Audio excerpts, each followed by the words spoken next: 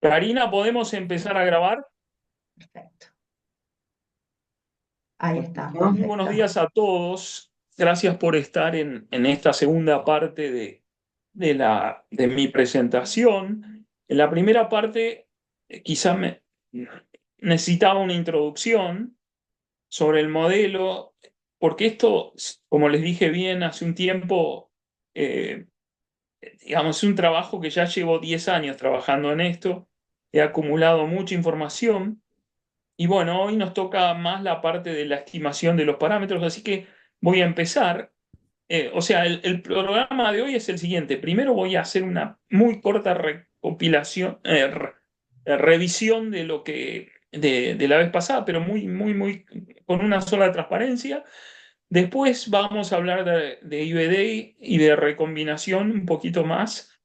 Y después vamos a hablar de la estimación de los parámetros y sobre todo lo que quiero es puntualizar todos los problemas que he encontrado en el camino y que me parece que está bueno y que si alguno tiene ganas digamos, y posibilidades de darnos una mano trabajando en la parte esta de análisis, encantado.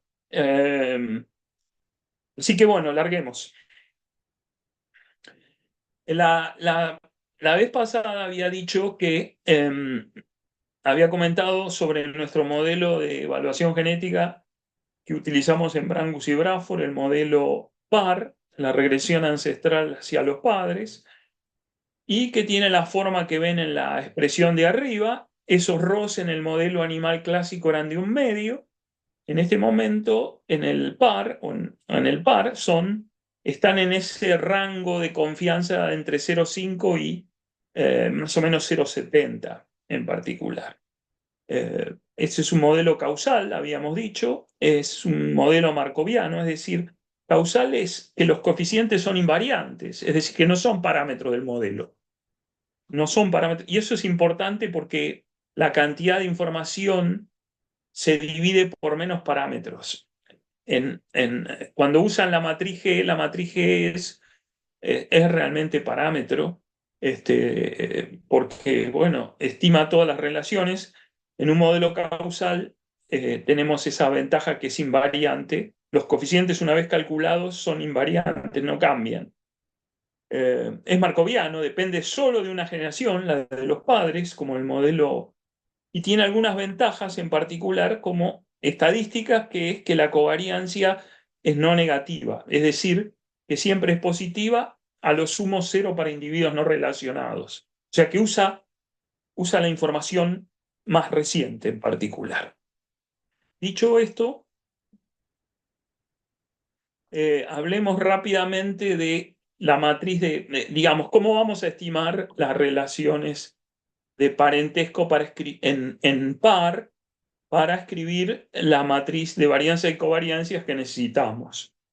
Bueno, el procedimiento en realidad puede, digamos, puede tener sus bemoles, pero la realidad es que desde el punto de vista de la programación es muy sencillo porque simplemente hay que reemplazar cuando digo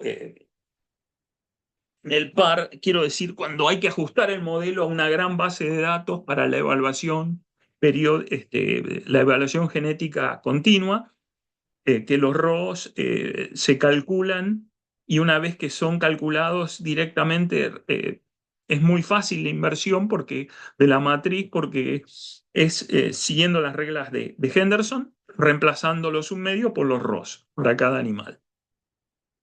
Sin embargo, necesitamos un poco de teoría para juntar un poquito la idea de covariancia, identidad por descendencia y recombinación. En primer lugar, habíamos dicho la vez pasada que los dos genes son idénticos en estado cuando el valor esperado de la frecuencia de hallar pares de genes idénticos en alguna muestra de población, bueno, esa es la identidad en estado.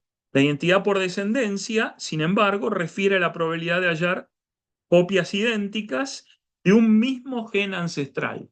Es decir, es, eh, es digamos, el ancestro común de esos individuos es mucho más cercano en IBD que en IBS. Es decir, eh,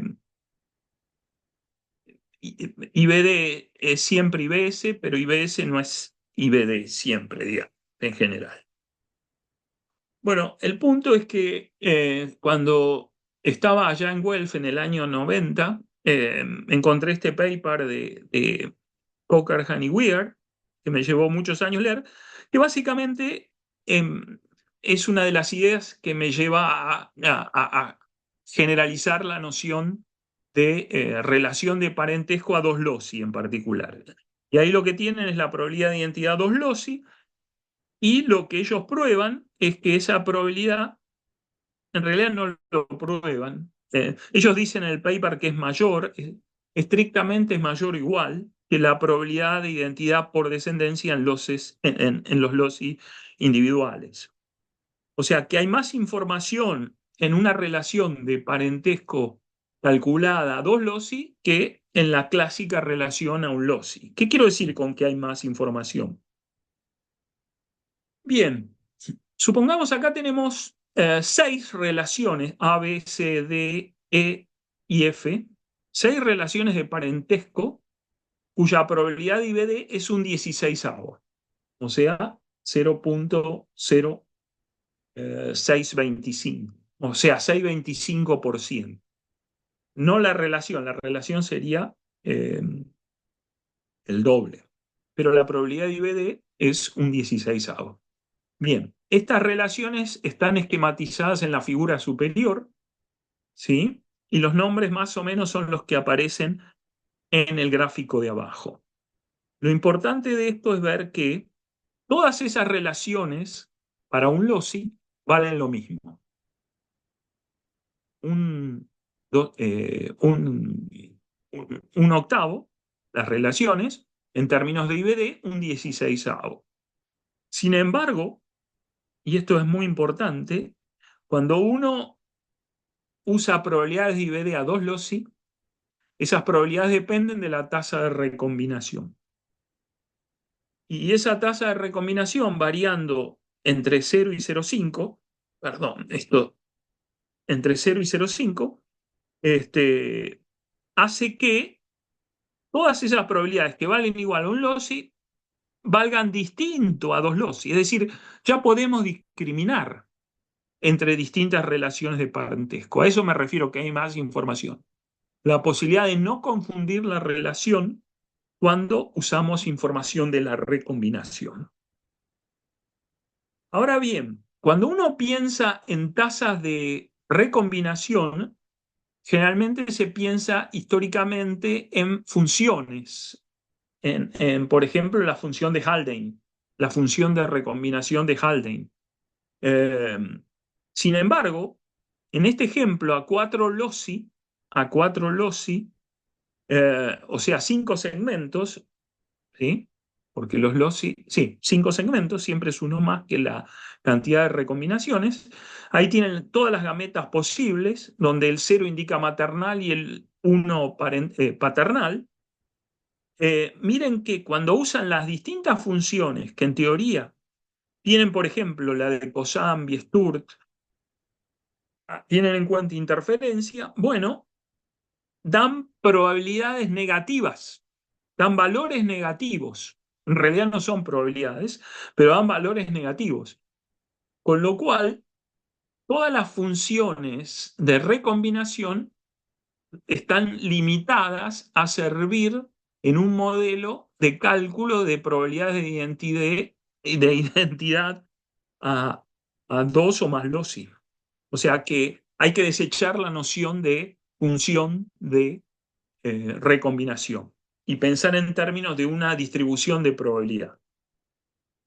Más aún, este señor, cuando quiere, cuando el señor Suros, lo que prueba es que con marcadores bialélicos o bialélicos, es imposible estimar separadamente los estados de identidad de Jacquard. Es decir, cuando uno calcula una probabilidad de identidad por descendencia con consanguinidad, sabemos que hay 9 estados de identidad definidos por Jacquard, mientras que cuando no hay consanguinidad simplemente son 3 los estados. Bueno, el problema es que con marcadores bialélicos no podemos estimar individualmente los 9 estados. Es imposible. No, no son estimables en términos de un modelo lineal. O sea, se puede probar esto como si fuera la estimabilidad en un modelo lineal.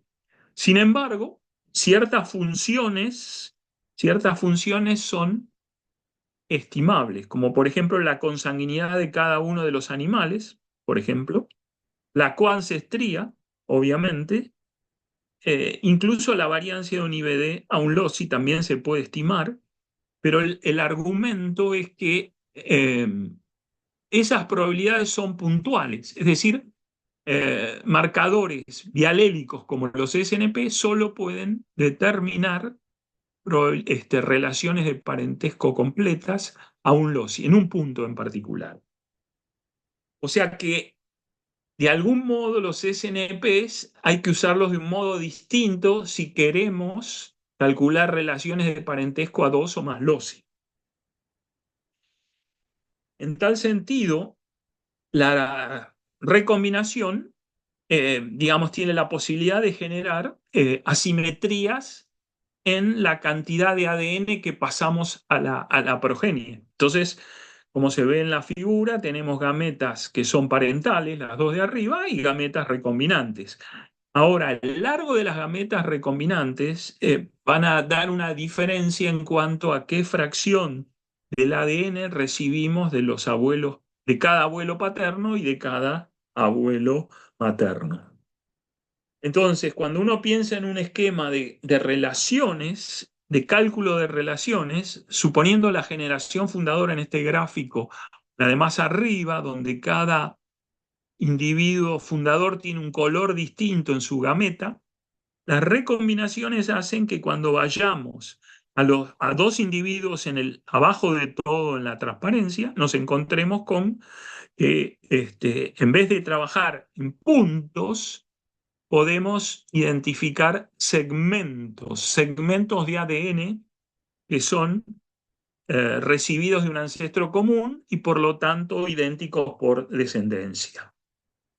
En tal sentido, en tal sentido, la idea de IBD a un loci, que en última instancia uno la podría plantear originalmente a Malecó sobre el trabajo de Fisher, pero Fisher mismo había pensado ya en modelar la transmisión de segmentos, la transmisión de segmentos.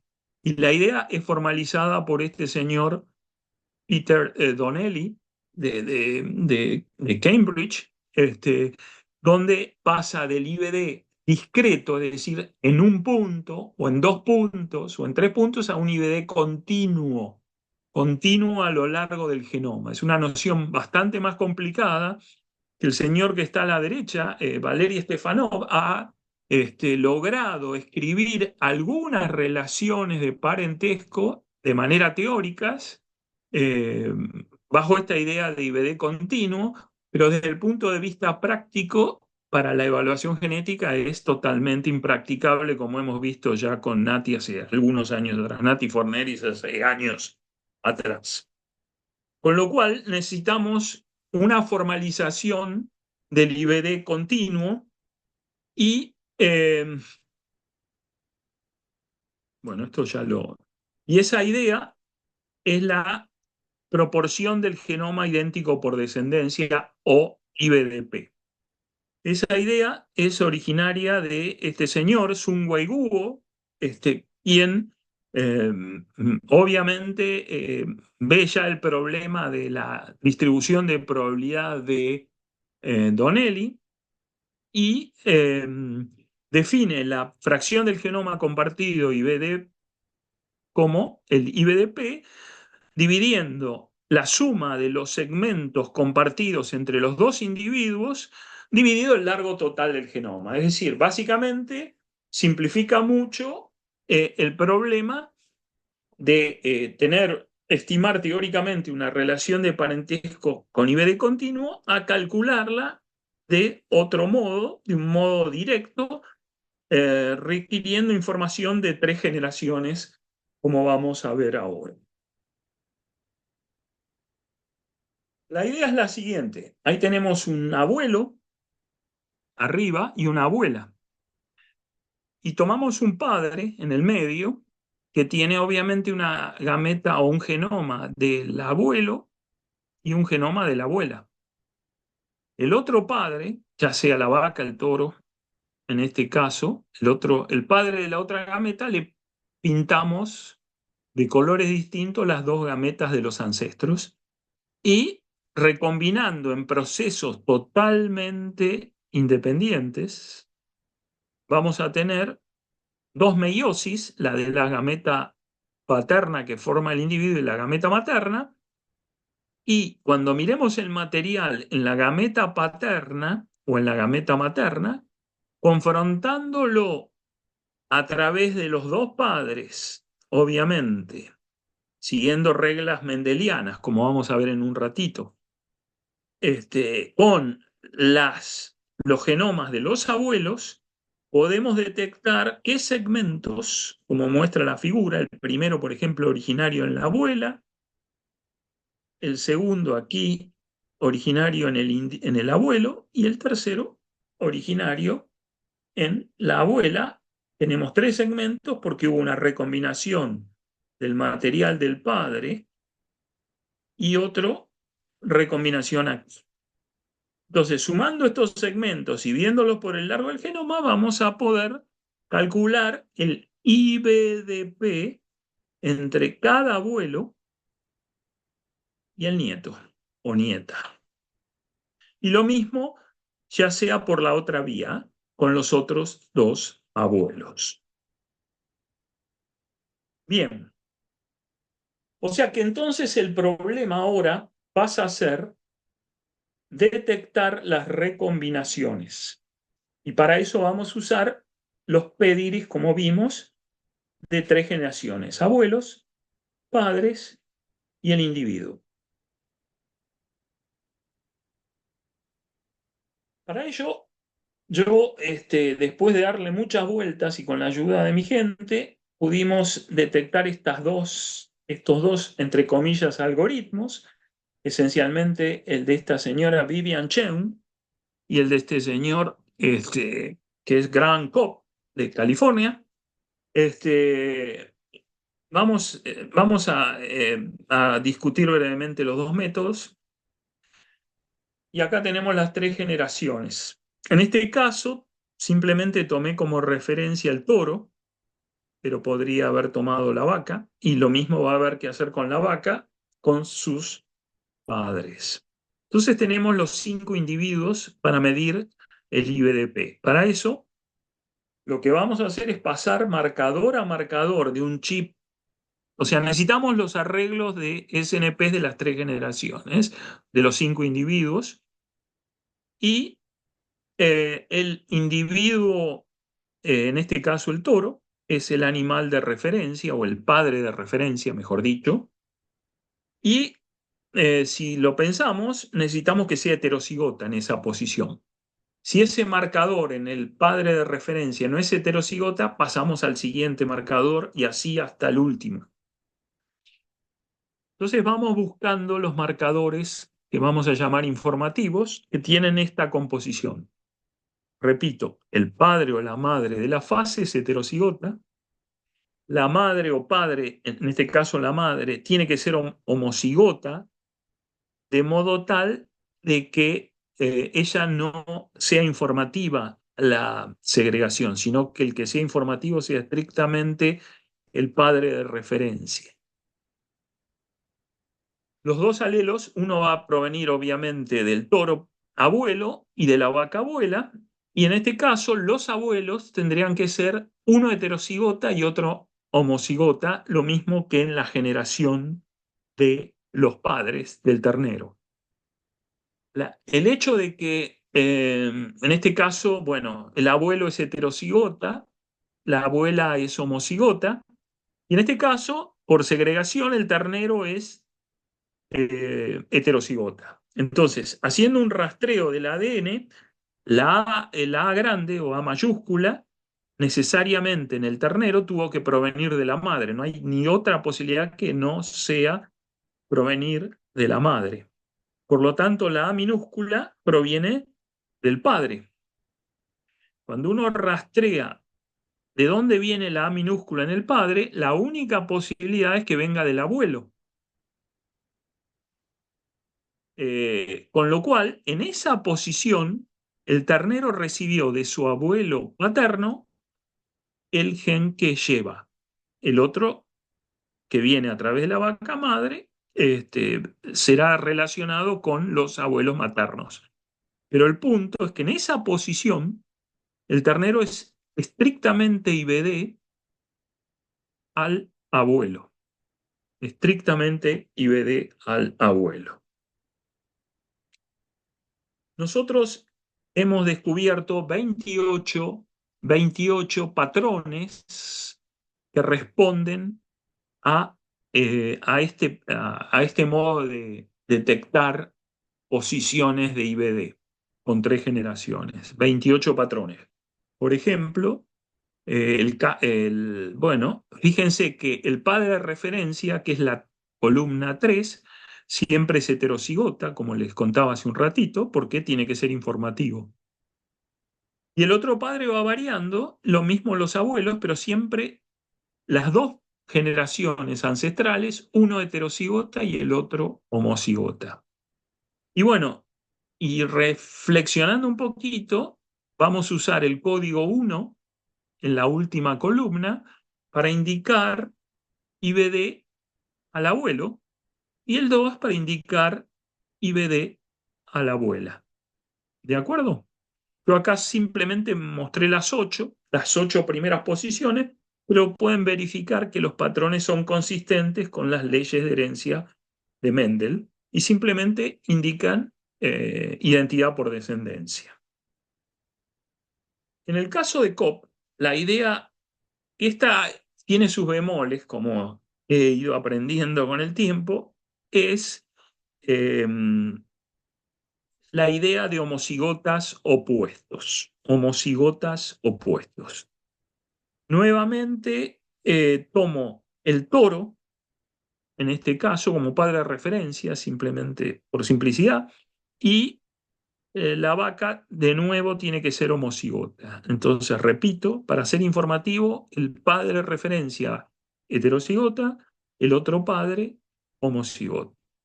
Sin embargo, los abuelos tienen que ser homocigotas opuestos, o sea, el toro es a grande grande, la vaca chica chica, y el ternero es uno de los dos homocigotas. Claramente en este caso, el gen A chica, el primer gen A chica del ternero pudo haberle venido de la madre o del padre. La madre solamente pasa a chicas, con lo cual el otro a chica también viene del padre, y cuando uno lo rastrea, simplemente es en esa posición, es IBD a la abuela. Fíjense que son concordantes y obviamente al ser homocigota opuesto con el abuelo, es imposible que sea IBD al abuelo en esa posición, asumiendo que no hay errores de genotipado. Bien, eh, este método también es usado cuando falta uno de los dos abuelos, cuando no está genotipado, pero tiene sus bemoles, como discutiremos en otra ocasión. Muy bien, entonces nosotros hacemos este trabajo de marcar todos los marcadores informativos en el genoma, es decir, aquellos que correspondan a uno de los 28 patrones iniciales, los patrones de Chen, o a los 8 hay 8 patrones de homocigotas opuestos, y detectamos siempre, marcador a marcador, informativo, el IBD al abuelo o a la abuela. Con esos códigos tenemos la tercera alternativa, que el marcador, digamos, no sea informativo, que en realidad, como ustedes bien ya se están imaginando, es la mayoría de los casos. En eso lo codificamos como 0 y podemos tener un vector de posiciones que es tan largo como el arreglo. Por ejemplo, nuestros arreglos en bovinos actuales, el GGP 100 de Illumina tiene 90K aproximadamente útiles, tanto en Brangus como en Braford, y tenemos un vector de unos, ceros y dos. Si uno, digamos, hace caso omiso de los ceros, que no son informativos, y mira los unos y los dos, va a ver que eh, cuando no hay errores genotipados, perfectamente sin errores genotipados, bueno, en ese caso, lo que uno encuentra es que hay una transición, sacando los ceros, es muy fácil de ver, hay una transición en algún punto de venir una secuencia de 2 a uno o venir de una secuencia de unos y pasar a una secuencia de 2. En esos puntos está es el sitio potencial de recombinación. Y esa es la idea más o menos del algoritmo. Bueno, nosotros podemos armar este sistemita de 2x2 y calcular los ROS a través del IDP, pero lo vamos a dejar un poquito para después. Um, ahora bien, ahora bien, nosotros tenemos marcadores informativos, no informativos. Para darle una idea, en el bovino hemos encontrado en el chip de 90K entre 5.000 y 20.000 marcadores informativos, en la medida que digamos, y tenemos más marcadores informativos en la medida que hemos descubierto la fase completa del animal. Lo hemos hecho para los toros por repetición, pero usando estrictamente este algoritmo.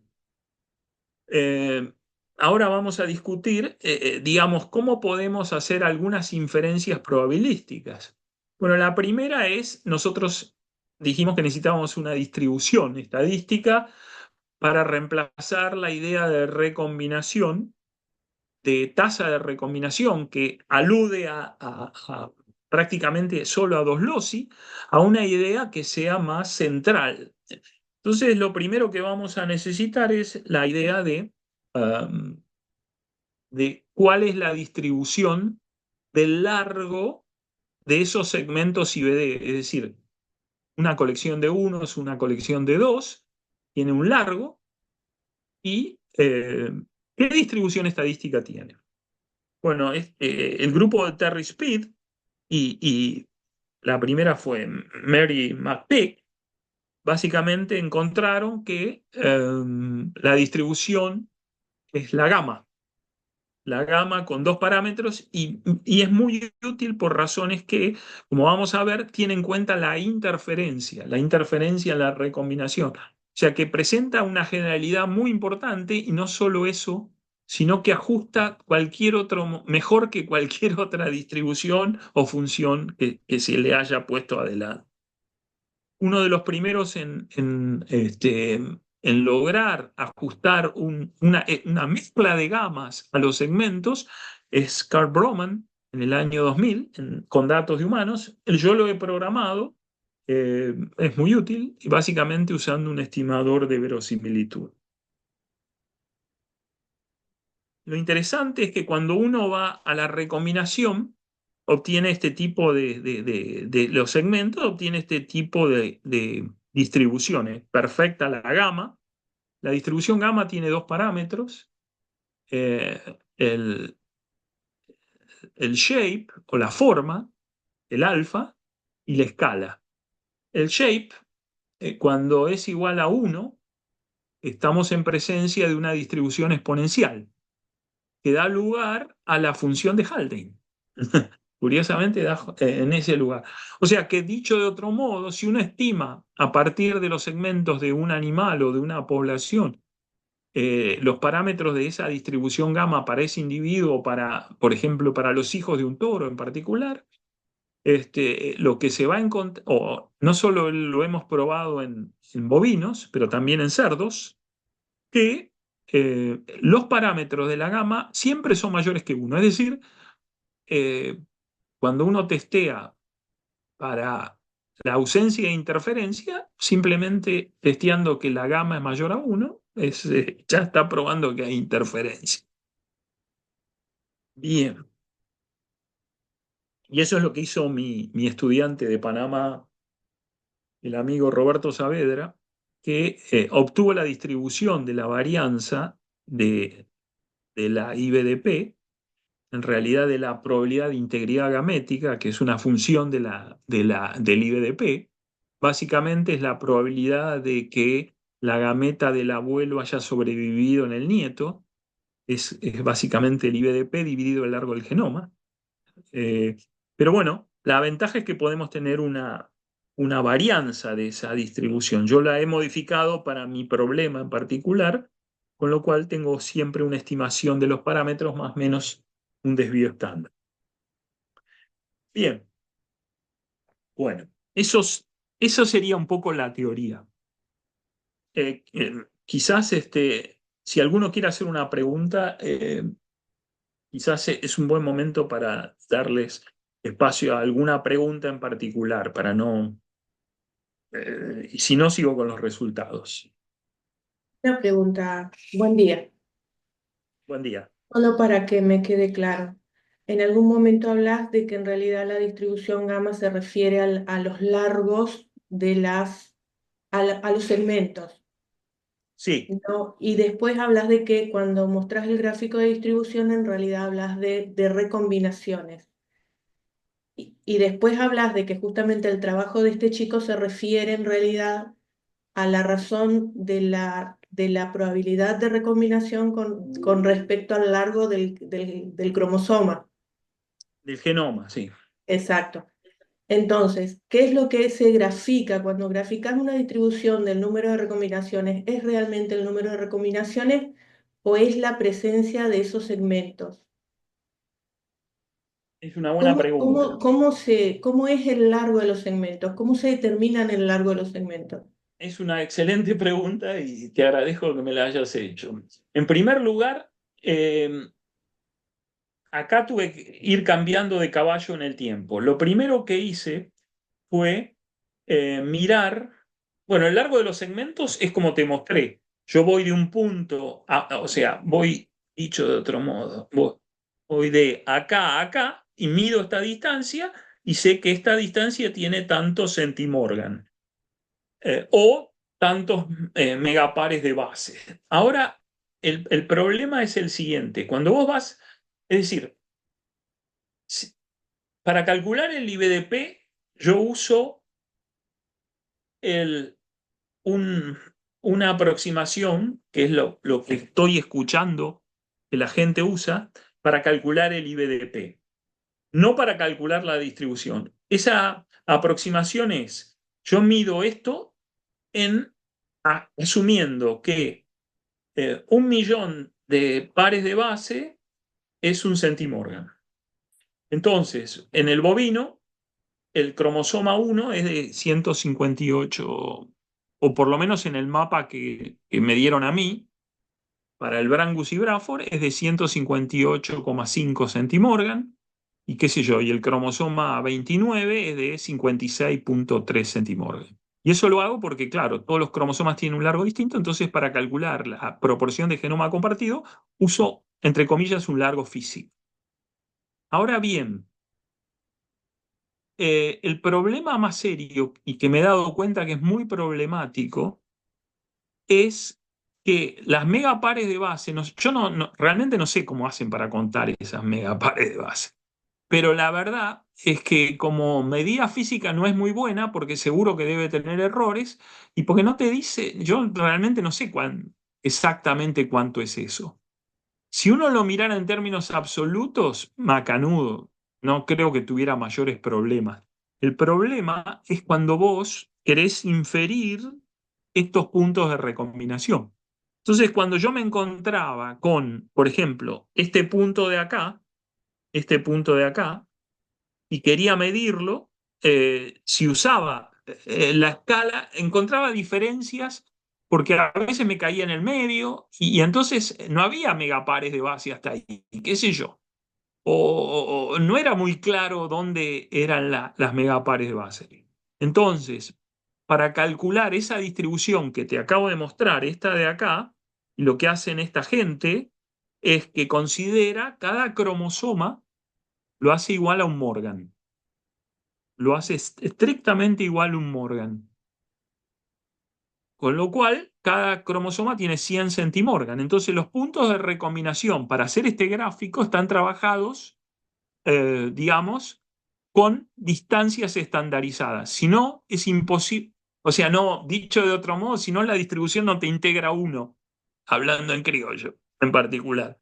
Entonces, cuando vos querés, por ejemplo, mirar eh, el pico de la curva, este valor máximo, y vos tomás todos los cromosomas disponibles en el análisis que vos tenés y mirás tu probabilidad de que en ese cromosoma haya habido una recombinación, te encontrás más o menos que este punto explica el 45% de los cromosomas, 2 está en 20 y así. Bueno, esta es una escala aproximada. Yo la podría, creo que en uno de los gráficos posteriores yo tengo esa escala. Pero entonces esta distribución gamma está lograda o hecha sobre cromosomas estandarizados.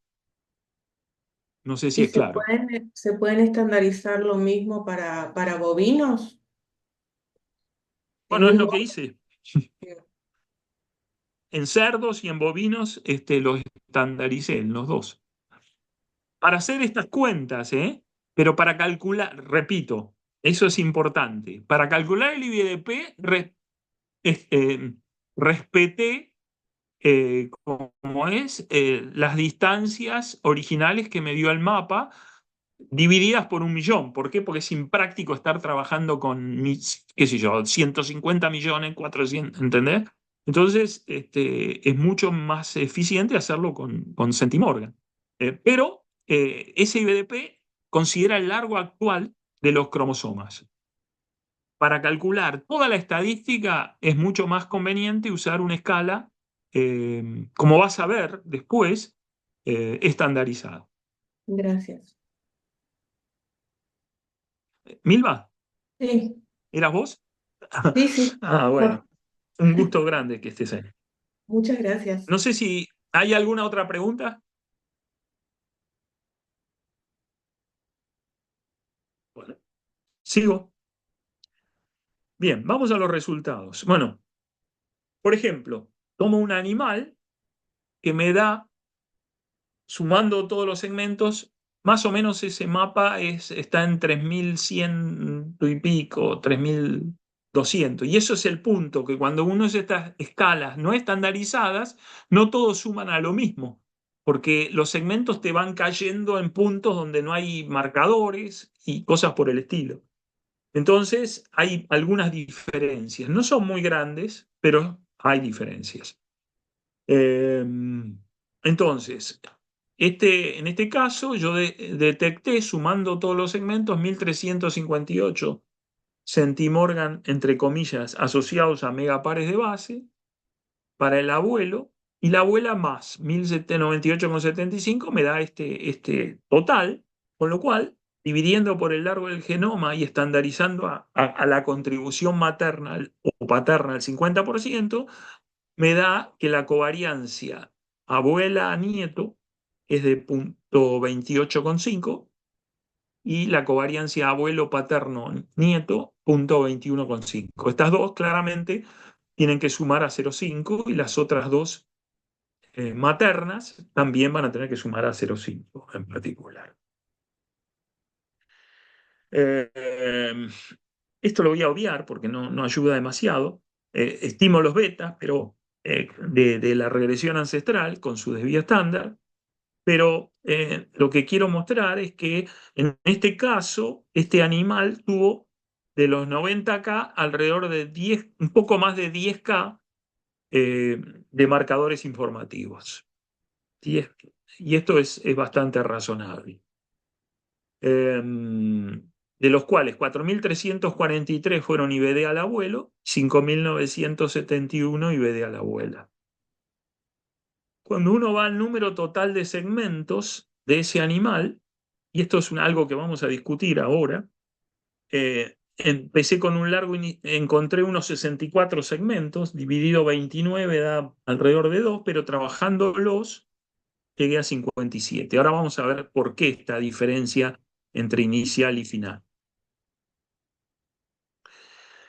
En primer lugar, debido al buen tino de Sebastián, que programó él la simulación en la parte, digamos, de la generación de los genotipos, lo que hicimos fue probar si este algoritmo razonablemente nos daba lo que la gente llama insesgado, que a mí me gusta decirle más estrictamente consistente, porque consistencia es como sesgo asintótico. Fíjense que cuando uno mira el sesgo, por ejemplo, de estimación de los beta, que son los parámetros de la regresión ancestral, o el mismo IBDPS, en la medida que aumenta el número de réplicas, digamos que relativamente el sesgo va desapareciendo. O sea que es una consistencia o sesgo asintótico, si ustedes quieren, en particular. Pero bueno, lo interesante es que el procedimiento parece ser insesgado, vamos a ponerlo entre comillas, con una variancia muy razonable. Fíjense que hay muy poca diferencia de varianza, pero el sesgo hay todavía en 1000 hay una muy pequeñito, cosa que cuando uno hace 10.000 réplicas se vuelve mucho más importante. Y esto es un poco lo que yo comentaba la vez pasada, que si uno quiere menos sesgo, seguro que va a tener eh, menos sesgo, tiene más varianzas, ¿no? Es decir, que no, lamentablemente, las dos cosas no van juntas en particular. Si bien acá la diferencia es leve, pero la realidad es que a mayor evitar el sesgo, uno va a pagar un precio en varianza. Pero bueno, el procedimiento parece ser razonablemente sano. Ahora bien, Belsi, mi estudiante colombiana, eh, lo que hizo fue, bueno, este es un procedimiento que nosotros hacemos con un software que yo genero, ¿viste? Fortran. Eh, y qué pasa con lo que hacen en humanos? Bueno, en humanos hay un software muy conocido o muy reciente que es el HAP-IBD, que usa el IBD por haplotipos, pero digamos, pero en humanos están a la pesca. No es estrictamente un IBD, sino es un IBS, porque no hay pedigree en la construcción de esta información. Claro, en este caso nosotros sabíamos entre quiénes lo poníamos, con lo cual Belsy fue pescando. Pero el argumento que quiero mostrar, y fíjense la columna central amarilla, son los primeros 8 cromosomas del cerdo, sobre alrededor de 3.000 animales genotipados y estimados los parámetros. Fíjense la diferencia de promedios entre el largo del genoma, el largo del cromosoma, digamos, el largo de los segmentos, perdón, ya sea con Happy BD a la izquierda o IBDP a la derecha. Es decir, los segmentos son muy inferiores en tamaño, muy inferiores en tamaño a los segmentos que logramos detectar con este algoritmo que yo vengo describiendo en particular. Sin embargo, los máximos no son muy distintos, pero los mínimos sí, porque bueno, en ese caso él se había impuesto un mínimo de 3 eh, centimorgans medido como 1 millonésimo de pares de base. Y yo había ido un poquito más abajo a 2 en particular. El argumento es que el software de humanos lo que va a hacer es subestimar la relación de parentesco y eso es lo que obtuvimos. O sea que el software de humanos no sirve cuando uno mira IBDP. Pero hay otro problema todavía más serio, que es el que tenemos nosotros, que son los switch errors. ¿Qué son los switch errors? O sea, los errores de cambio, si se quiere. Es decir, son secuencias cortas. Por ejemplo, fíjense la segunda línea de esta transparencia o diapositiva, y lo que ven es que en medio de los unos tienen 3 2 o se corren un poquito más, y otros 4 2 y así. Si uno estrictamente cortara, tendría 1, 2, 3, 4, 5 segmentos ahí. Y en realidad hay un problema, posiblemente esos dos sean debidos a hay un montón de causas y eso es lo que en este momento me tiene preocupado y que estoy trabajando para detectar por qué hay esos switch errors. Broman y Weber sugieren que esto puede ser debido a errores de genotipado, pero también sugieren que puede haber mutaciones en el individuo en particular. Bueno, lo más reciente que me está preocupando es que hay errores digamos, de pedigree.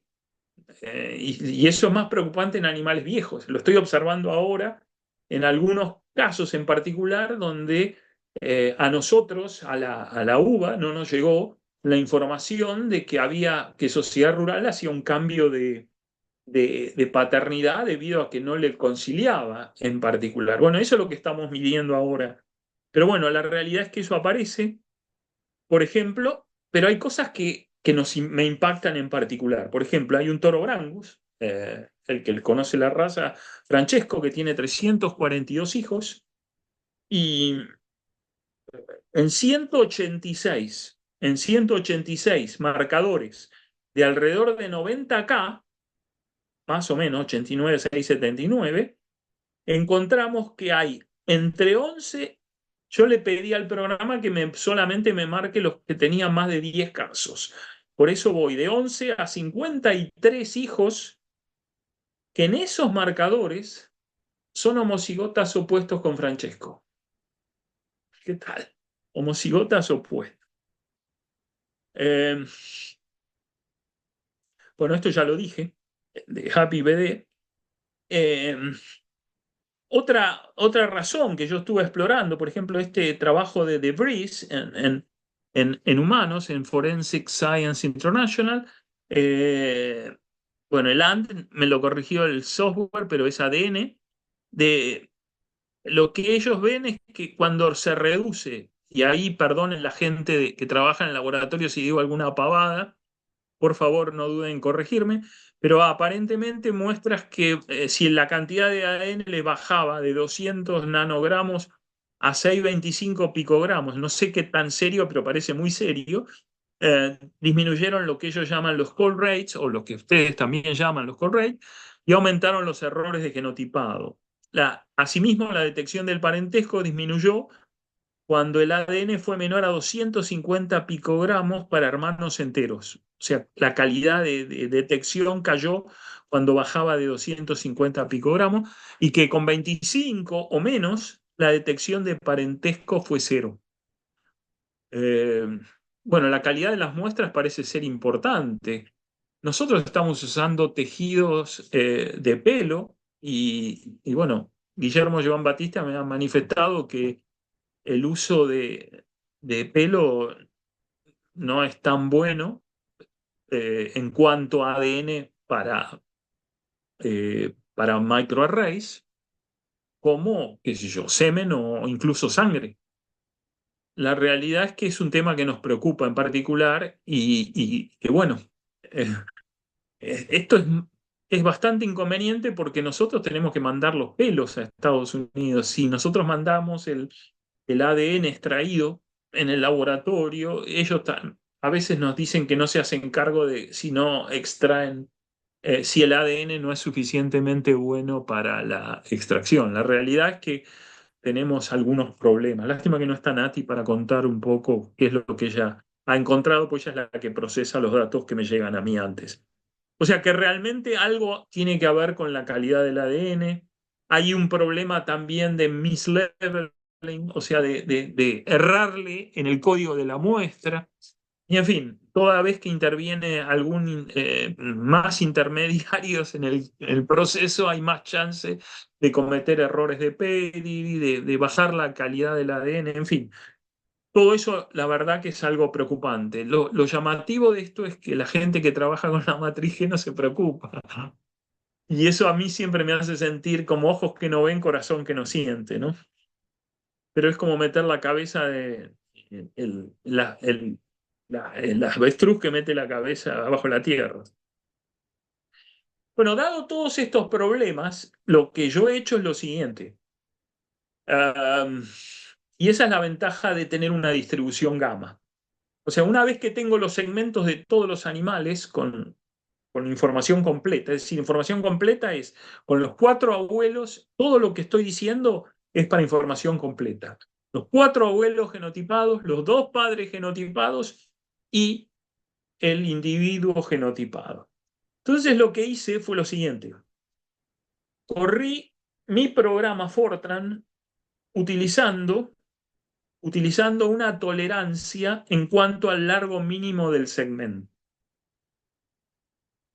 Y esa tolerancia la hice variar 1, 2, 3, 4, 5, 6, 25, 8, 10, 12,5, 15, 20 y 25 centimorgans eh, estandarizados. Estandarizados, ¿eh? Ahora sí hablo de estandarizados. Una vez que tuve eso, lo primero fue decidir cuántos segmentos iba a haber como máximo,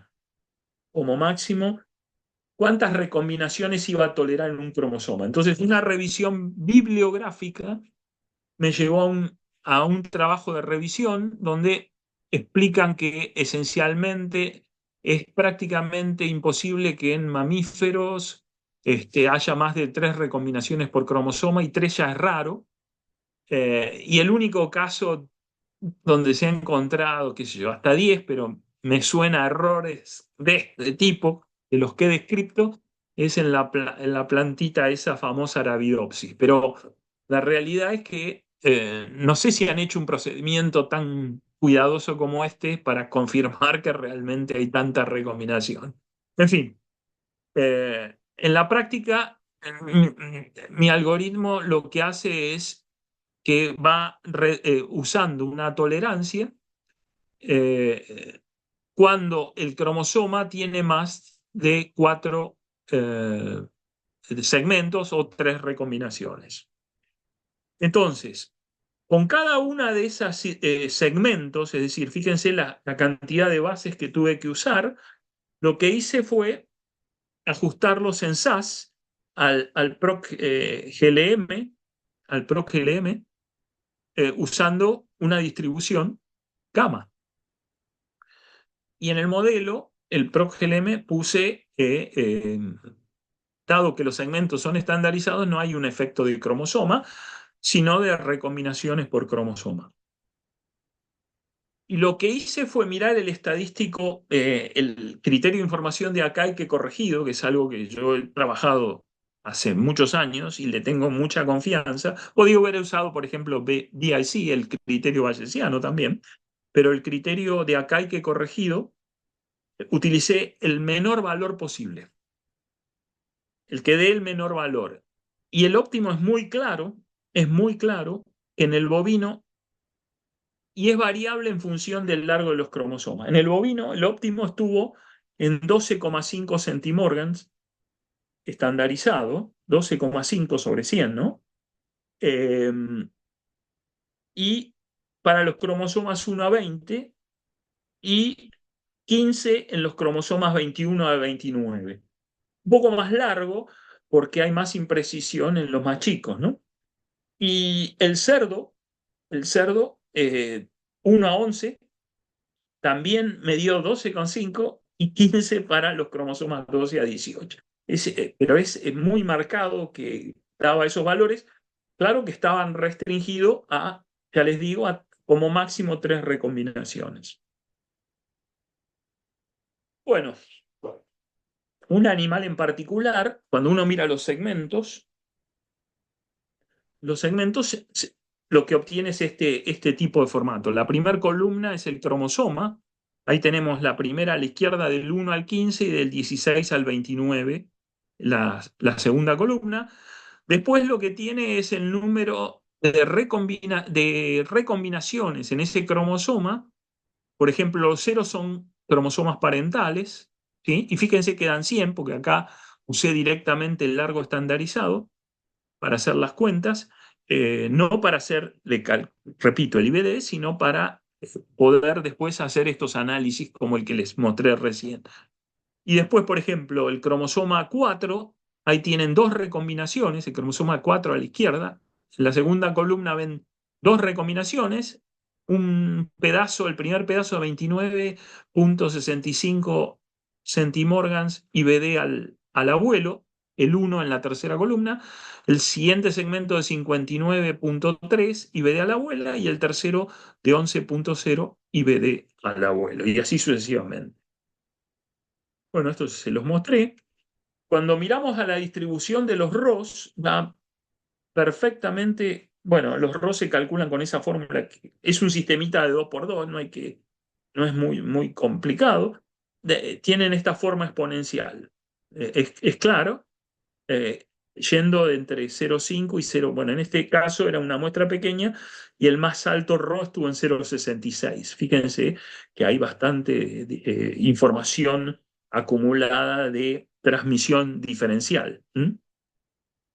Cuando iba a las distribuciones de los segmentos por recombinación, lo que se veía es que ahí tienen el alfa de las gamas y la escala, y el segmento promedio para un cromosoma parental obviamente es de 100 centimorgan, o sea que no hay recombinación. Concentrémonos más en esto y fíjense que con una recombinación el largo promedio es de 50, con dos es 33 y con tres es 25. La verdad que fue alentador esto. Fíjense la cantidad de cromosomas analizados, en particular, y acá sumando esto y dividiendo, pueden calcular las frecuencias de cromosomas parentales con una recombinación, con dos recombinaciones y tres recombinaciones que están relacionados con el primer gráfico que les mostré. La distribución de los beta tiene esta forma, y es muy interesante porque va entre menos un octavo y un octavo aproximadamente, lo que indica que ningún abuelo pierde más del 50% del genoma en estos casos en particular, y es bastante normal. Y bueno, y ya para terminar, eh, no sé si se ve acá. ¿Se ve esto? A ver si ahora sí. Eh, el argumento es el desequilibrio de identidad. No sé cómo sacar esto. A ver si lo puedo bajar. No. Bueno, acá, a ver si tendría que. A Se ver ve si se bien ve esto, mejor. ¿eh? ¿Se ve? Sí, sí, Ah, se ve perdón. bien. Se veía. Arriba de todo a la derecha, ¿esto se veía? Sí, sí. Bueno, entonces lo dejo así. Bueno, lo que tienen es el desequilibrio de identidad. ¿Qué es el desequilibrio de identidad? Bueno, el desequilibrio de identidad es la diferencia entre la relación estimada por par o la relación real por par menos la relación, su valor esperado, es decir, la matriz A. El elemento similar, pero en la matriz A.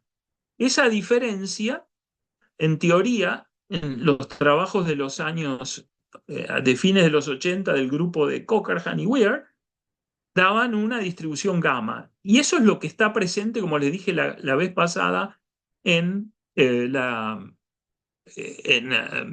que usa Andrés Legarra en el single step.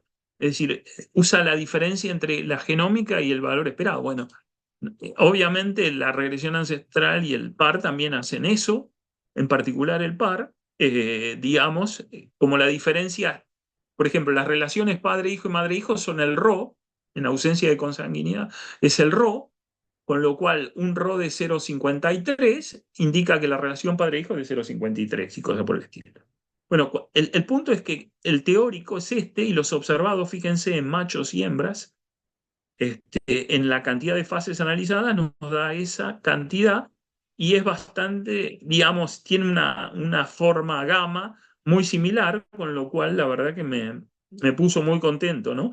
Y esto, por otro lado, es lo que uno, digamos, con eso va a hacer diferencias en cuanto a relaciones de parentesco. O sea, la pregunta siguiente es en cada población, cuánto desequilibrio de identidad hay en función eh, de la relación de parentesco, ¿no? Y distintas relaciones de parentesco pueden tener quizás curvas distintas. Bueno, entonces para terminar, los comentarios finales, resumiendo mi presentación, calculamos IBDP utilizando pedigrees de 3 generaciones y homocigotas opuestos. Encontramos segmentos de recombinación estimados siguiendo una distribución gamma, estandarizado el largo de los segmentos, a un Morgan cada cromosoma, y lo que observamos fue interferencia, tanto en el bovino como en el cerdo, ¿no? Si hubiera sido uno, pero en general todos los cromosomas fueron muy superiores a uno, alrededor de 2, 1,90, 2 y pico, incluso algunos. El punto central, el largo del genoma explicado, asociado al número de markers informativos, ¿no? O sea, cuando falta un abuelo, lo que se observa es que cae mucho la cantidad de markers informativos. Si bien no tocamos ese tema hoy, pero el número de markers informativos es vital. O sea que animales que son, digamos que hay mucha homocigosis, ahí va a tener más problemas en particular. Sin embargo, el procedimiento distingue mucho mejor que los procedimientos en humanos, ¿no? Que no usan el pedigree, porque acá está trabajando sobre una relación. Las betas siguen una relación normal truncada, los estimados nosotros la encontramos entre menos un octavo a más un octavo, la RO fue particularmente exponencial entre 0,5 y raíz cuadrada de un medio, y bueno, el lío que tengo es los switch errors. En algunos casos es enorme la cantidad de switch errors. Hemos llegado a animales con 500 switch errors. Eh, Son errores genotipados, son mutaciones. Yo he visto bibliografía que habla de mutaciones. Hay tejidos que quizás sufran más mutaciones, como por ejemplo los pelos de la cola. No lo sé, lo pregunto. Y finalmente hay desequilibrio de identidad. Y la pregunta es cuánto más hay. Y dicho esto, yo he concluido mi presentación.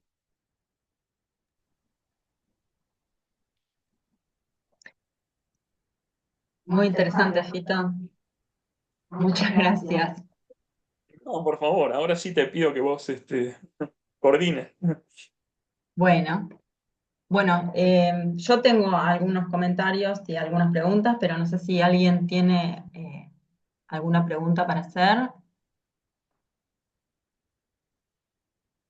Bueno, sí, yo acá anoté varias cosas. Bueno, en primer lugar, sí, le iba a preguntar cuántos switch errors encontraba. Justamente lo dijo recién en el resumen. Claro, muchísimos, 500 por animales, es un número importante. Es más, hay algún animal que encontramos 1000. Lo que pasa es que en este momento me está pasando lo siguiente, es decir, hemos encontrado, como te dije, errores de pedigree. Ujú. Entonces, en este momento estamos conciliando nuestro archivo con el de sociedad rural que tiene Brangus, porque el problema es que sociedad rural hace correcciones de pedigree, se las Bien. pasa a la asociación y la asociación en teoría se las pasan a Sebastián, pero a veces tardan mucho en llegar o hay correcciones antiguas que no hemos hecho. La cuestión es que con la genómica de Chabot un montón de líos en particular.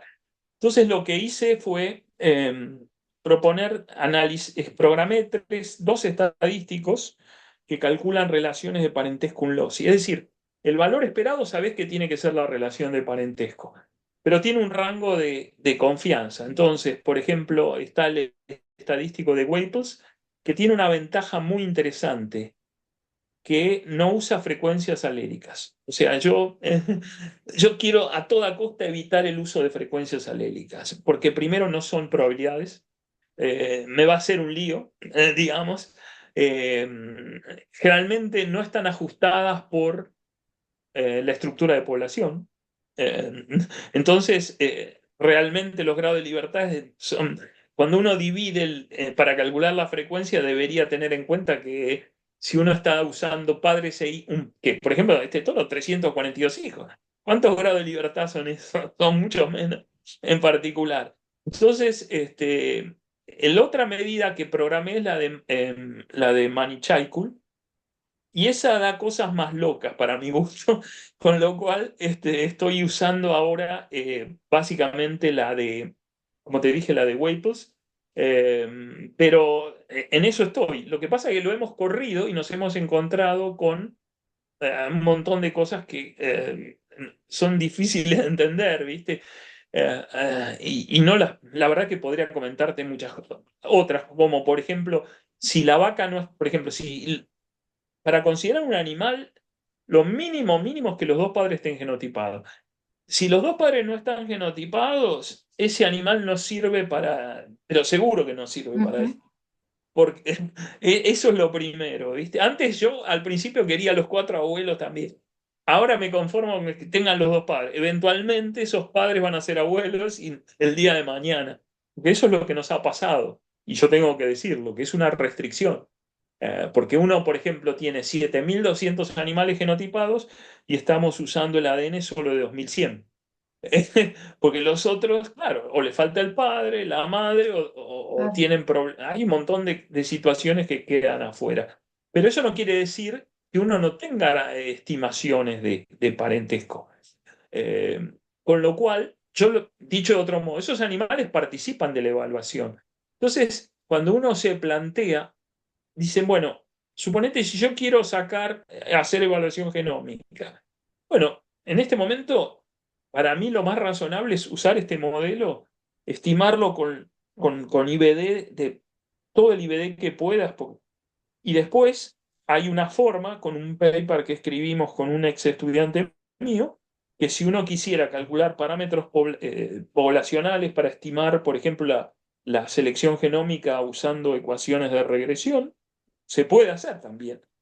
Se hacen dos pasos, pero la gran ventaja que tiene es que no hay que aproximar para invertir. La inversión de la matriz va a ser funcional, todo va a andar bien porque es lo que nos pasa ahora. 3 millones de ecuaciones lo podemos hacer en una hora. Y bueno, si necesitamos algo de selección genómica, lo podríamos hacer. Podríamos competir con las empresas que venden ADN haciéndolo con nuestra propia base de datos, pero por separado. ¿Por qué? Porque de ese modo no aumentamos el error cuadrático medio de predicción de todos los animales. Es decir, si nosotros hiciéramos el uso de matrices G, lo que hacemos es comprometer la variabilidad de toda la población. Entonces, de este modo, no. Si necesito, si necesito hacer selección genómica, lo puedo hacer a través de otro, o sea, una vez que tenga las Ujú. soluciones, los valores de cría predichos, lo hago de otro modo muy rápidamente. Claro. Eh, Fito, una pregunta. ¿Ustedes hacen un control de calidad antes de usar los genotipos para este Sí, eso lo proceso? hace Nati Forneris en el caso de Brangus y Belsi lo ha hecho en caso de Braford y sí, yo no, ahora si vos me preguntás cuál es el call rate, No, tendría que no. preguntarle a ella No, me en imagino cuál es. particular. Está bien, me imagino cuál es. Pero, por ejemplo, un control, un chequeo rápido de paternidades con un programa como el Plink, por ejemplo, antes de hacer esta determinación del número de sitios de recombinación, por ejemplo. Porque Sí, eso quizás entraría un poco. esto es lo que hicimos ahora. Lo que hicimos en Braford ahora con el Plink. El problema, lo que no me gusta del Plink es que, bueno, pero que usa frecuencias alélicas. ¿Entendés? Pero bueno, pero sí te da algo razonable y en Bradford anduvo. Lo que pasa es que yo ahora lo que hice es incorporar digamos, yo voy a hacer un filtro cuando me llegue la base de datos con mi propio programa, ¿entendés? Eh, es decir, Sí, porque ¿cuál es el problema? Que desde el punto de vista ejecutivo yo necesito que esté en Fortran para que pueda ser compatible con mi seguro. base de datos, ¿viste? Si tuviera un postdoc, podría darme el Claro, lujo de... sí, no, pero claro, con un control de calidad previo, por ahí se podrían eliminar en una etapa previa varios errores que influyen después en estos errores que encuentra, porque nosotros, bueno, yo creo que ya en algún seminario previo lo comenté, pero tenemos una experiencia eh, en cuanto a la determinación de paternidades, encontramos alrededor de un 20% de paternidades mal asignadas, aún en condiciones supuestamente controladas. Entonces, sí, por un lado pueden ser, 20%. Mucho, sí, mucho. Perdón, ¿qué tipo de bases es en particular? ¿Son Bases de animales bovino, comerciales, es decir, de una raza en particular? bases de bovinos, sí, de Holando y cruzas, y bases de ovinos. Ovinos de un ensayo controlado. Entonces, de cruzamientos controlados en teoría. Y bueno, muchos de esos errores los pudimos subsanar porque a partir de su descubrimiento, digamos, empezamos a indagar y pudimos resolverlos, eh, pero, y otros no, entonces lo que hacemos es setear como missing, como genotipos no asignados, estas posiciones que presentan errores o incompatibilidades, inconsistencias madre-padre. Que de hecho las que mencionó en el ejemplo de este toro de los 342 hijos, eh, sí, no me llama la atención tener tantos hijos con genotipos totalmente opuestos a los del padre. Eh, pero en esos casos se podrían setear como no asignados esos loci. Pero yo creo que sí, que muy posiblemente varios de esos hijos sean problemáticos desde el punto de vista de mala asignación de pedir o un error de muestra. El punto es, ¿podés descartar la mutación? Porque vos no sabés cuándo lo genotiparon el toro. Generalmente los toros se genotipan a los 4 o 5 años, ¿no es cierto? Este, Sí, no se puede descartar la mutación, no se pueden descartar otras variables tampoco, pero sí se puede bueno, contar el alguien me número está de golpeando errores. arriba. En mi casa los lamentos. Ahí se está. Hola, se está cortando. No sé si soy yo. Escucho. Ahí está. A ver. Yo te escucho a mí. ¿Se escucha? Yo No te sé si escucho es fenómeno. acá. Bueno, sí, a ver, sigo hablando. ¿Qué estaba diciendo? Que se puede computar el número de errores mendelianos por animal. Yo eso lo hice en la población eh, bueno, en las dos poblaciones de bovinos y ovinos, y vemos que hay eh, muchos animales que tienen pocos errores y pocos animales con muchos errores, entonces se puede determinar como un umbral empírico a partir del cual uno dice, bueno, empiezo a sospechar realmente de la relación de parentesco, de que la relación que dicen que tienen esos animales no sea verdadera, pero otros animales que tienen pocos errores, digamos que se aceptarían, y entonces uno los puede, lo que decía, considerar como genotipos no asignados. Y de hecho, ¿se me escucha? Sí, Agus. Sí, gracias, Milva. De hecho, nosotros hemos genotipado el mismo No, animal es alguien que está golpeando acá atrás. Yo te escucho bien. Bien, la imagen, Fito, se Mira, voy a ver si congeló. me voy. Yo lo veo congelado.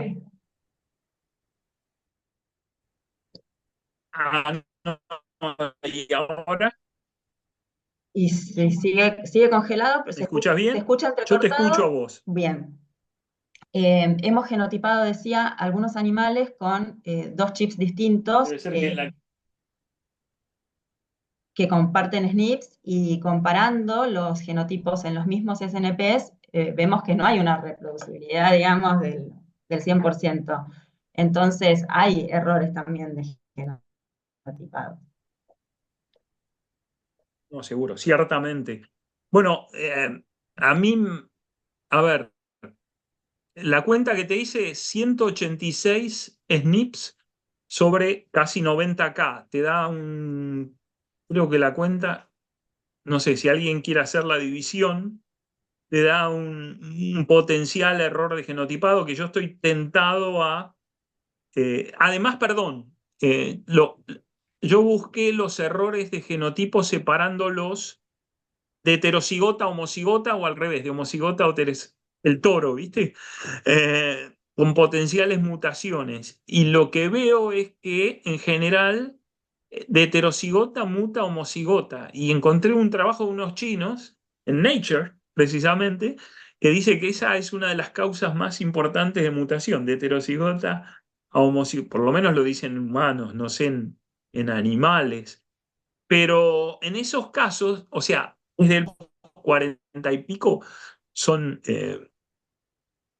es impactante. Y los otros también, digamos, ¿no? No es que tengan problemas de concordancia mendeliana, ¿viste?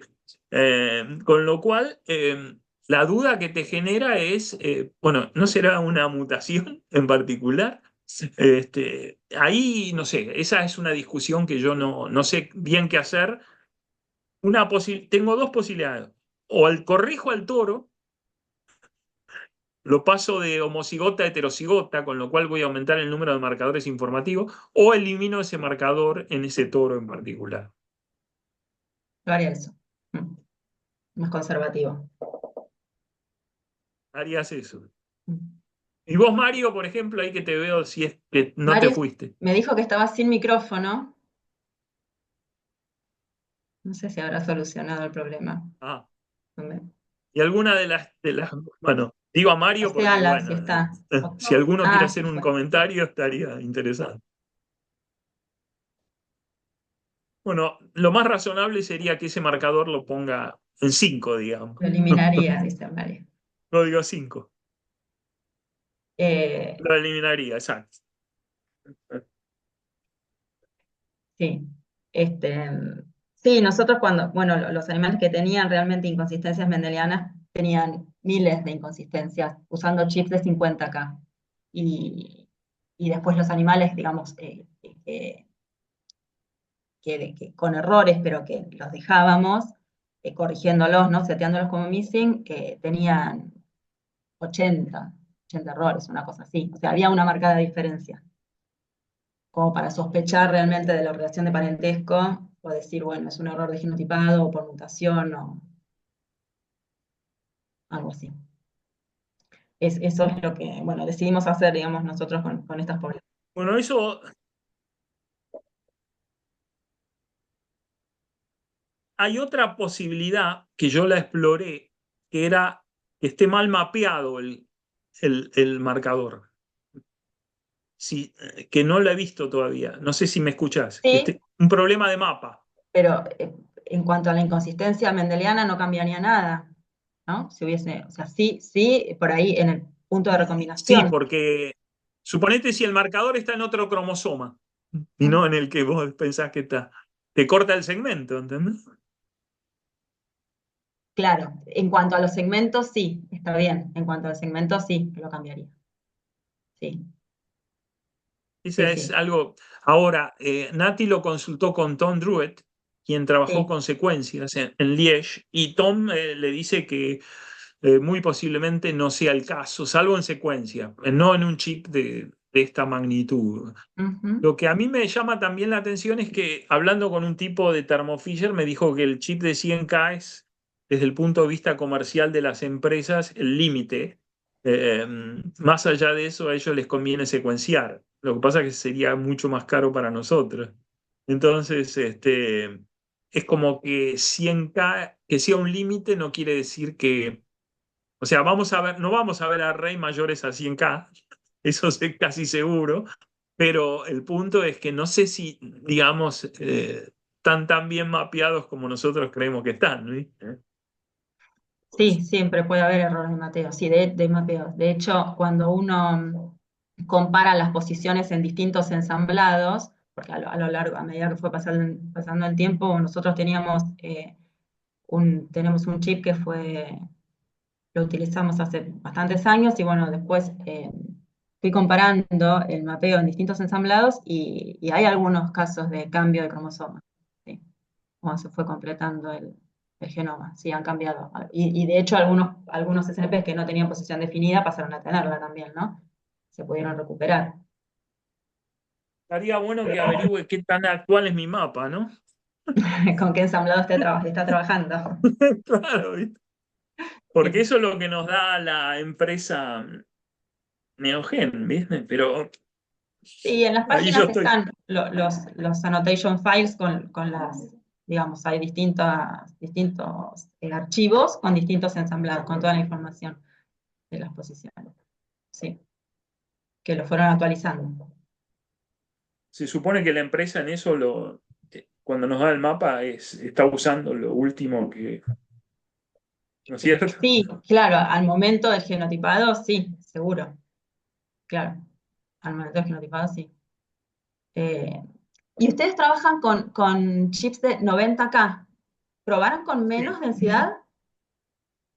Sí, eso es Porque, interesante. En Brangus, en realidad tenemos tres chips distintos.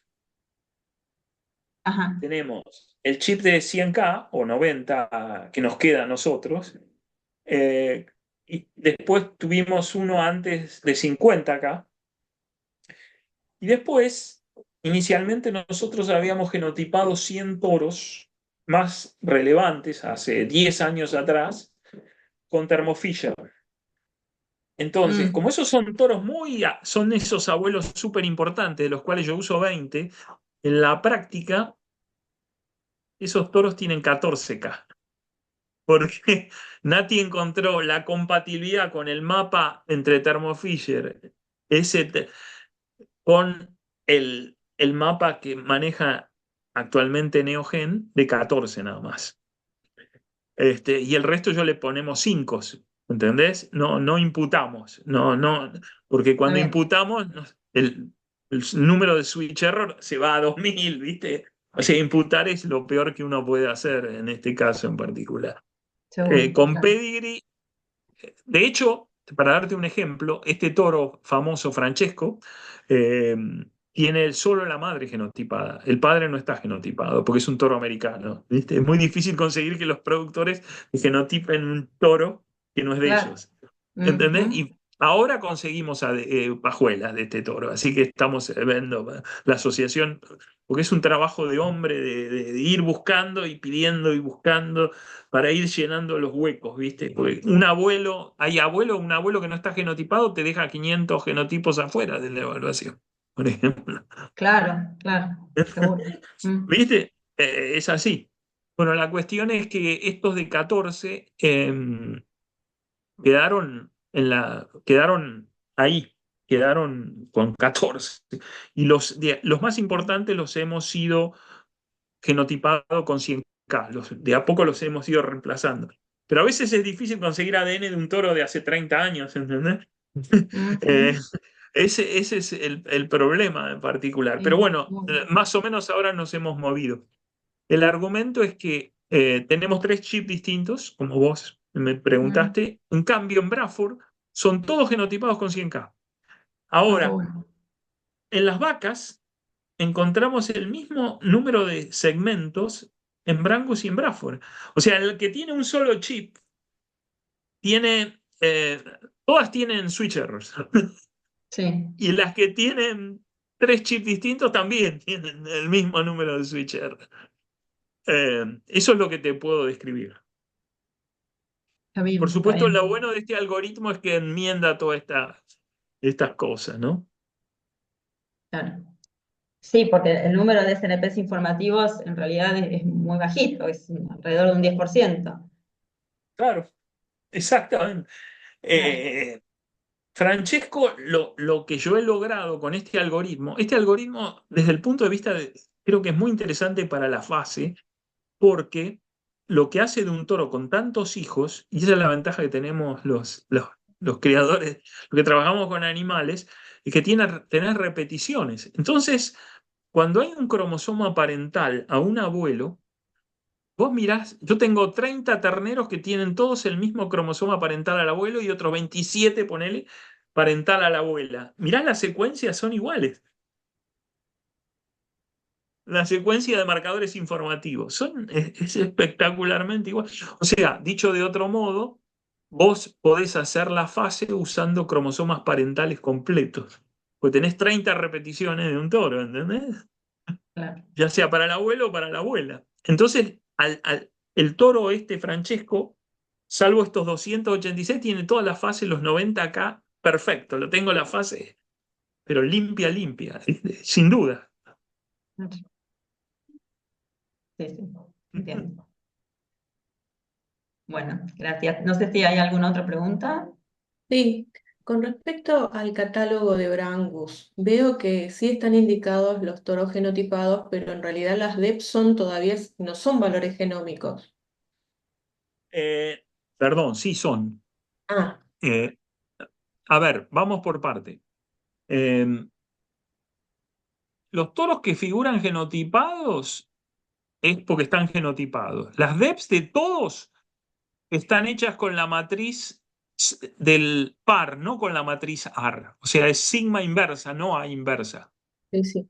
Yo no sé si vos estuviste, Vera, Milva, estuviste la charla pasada, pero yo mostré las exactitudes en relación al modelo animal y lo que hace el par es que levanta las exactitudes para todo el mundo. Sí, sí. La O pregunta en realidad sea, era, ¿hace cuánto que tienen valores genómicos y si la asociación tiene un plan de mejora y si realmente se implementa? O sea, si sobre el plan de mejora se consideran los valores genómicos. a ver, desde el 2020 que estamos corriendo este modelo, o sea, ya llevamos casi, porque hay dos por año, desde el 2021 hay dos por año, o sea, tenemos 21, 22, 23, 24, 2, 8, 9 evaluaciones hechas con este modelo, de los cuales hemos ido aumentando la cantidad de animales con ROS, digamos, distintos de 0,5. Los que no tienen 0,5, es como un modelo animal. Pero para los padres les mejora y mejora a los de toda la evaluación. Ahora, en relación a tu pregunta, si los utilizan o no, eh, vos, a diferencia de leche, en ganado de carne, la gran diferencia es que no hay un objetivo de selección así que sea tan Obvio. obvio. Esa es la muy buena expresión, obvio. Con lo cual, no tenés muy en claro si hay un plan de selección. Ahora, cuando vos mirás, y es un paper publicamos con Nati Forneris, que hace un análisis que está publicado en el Journal of Animal Science de hace 2 o 3 años atrás. Vos ves tendencias genéticas en la población genotipada, ves tendencias genéticas por crecimiento, circunferencia en la población genotipada.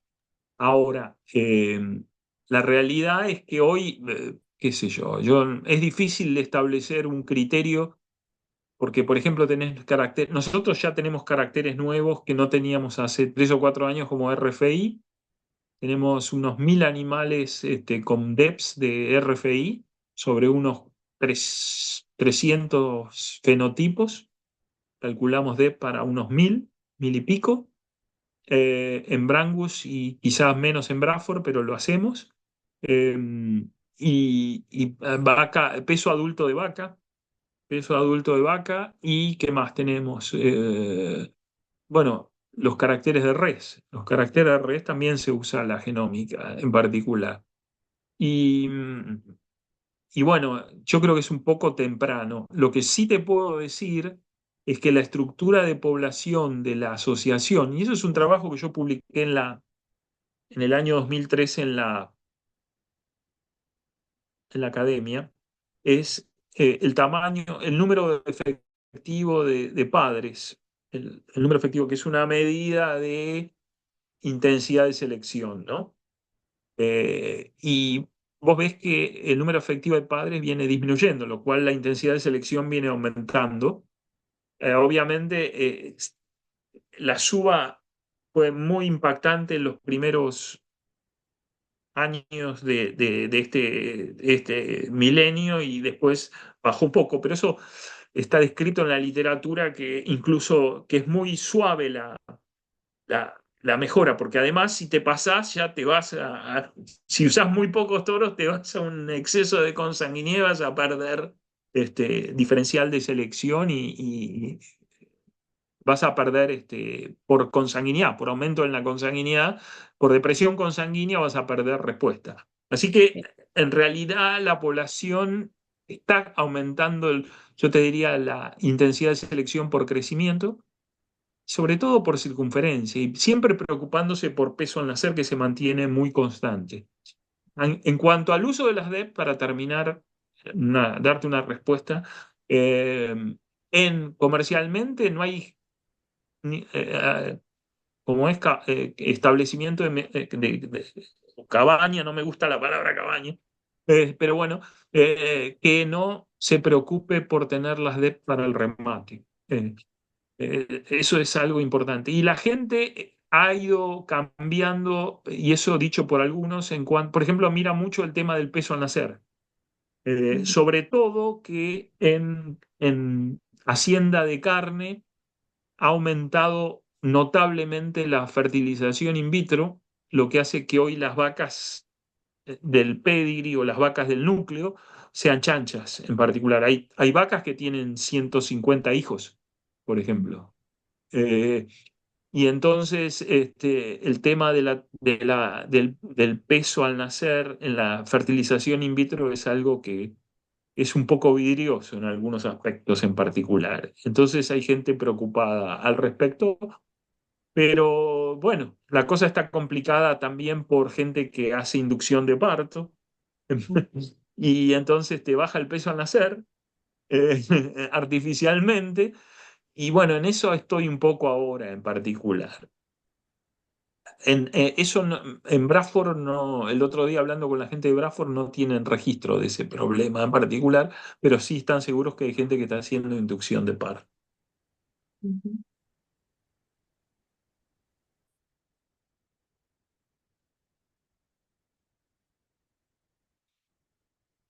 Milo Aguilar, yo no sé, ¿es Nacho? ¿Nacho Aguilar no? ¿O tiene algo que ver con Nacho Aguilar? No. Emilio, de Mercedes Corrientes. Ah, mucho gusto, perdón, ¿no? Mirá vos. Ignacio Aguilar es un colega muy respetable de las brujas de Uruguay. Ya Sí. bueno, me alegra escuchar a la gente. Ahí lo veo a Tofaletti, que creo que es de Chaco, ¿no? Ay, no De recuerdo dónde alguna- está. No sé. Bueno, no No sé sé si si hay ahí algo. alguien No, tiene algo. parece que Ya estamos. no hay Bueno, más comentarios, ya estamos entonces. ha sido un gusto. Eh, Ahí está Milo. no sé ¿Qué si tal? ahí veo que alguien encendió la cámara. Si quiere hacer o presentarse o saludar, ¿no? Está todo bien. Bueno. Está Rodolfo, con RFI un gusto ahí. conocerte. Mucho gusto, ¿cómo Rodolfo, está? un gusto. Soy Milo Aguilar de Mercedes Corrientes. Mi nombre en realidad es Domingo Emilio, pero todos me conocen por Milo. Ok, Eh, un gusto. Trabajo más en reproducción que en genética, pero me encanta escucharte, así que por eso estuve presente en tu disertación. Bueno, ¿trabajás con María Eugenia? Exactamente, con Eugenio en el mismo grupo, estamos en el mismo laboratorio conjunto prácticamente, acá al lado estaría ella, en este momento no está, pero siempre está instalada en el tema. Bueno, lo bueno es de que sus animales no tienen problemas de peso al nacer, ¿no? Los FIB Exactamente, que hace ella. exactamente. Eh, bueno, con todos sus bemoles, está todo muy interesante lo que estuviste recién explicando. No, muchas gracias a vos por escucharme. Bueno, Bueno, muchas estamos con gracias, Milo, Fito, de vuelta. un gusto grande y ha sido un gusto. Y bueno, eh, creo que le podemos decir a Karina que podemos cortar Cortar la la grabación. transmisión. Ujú.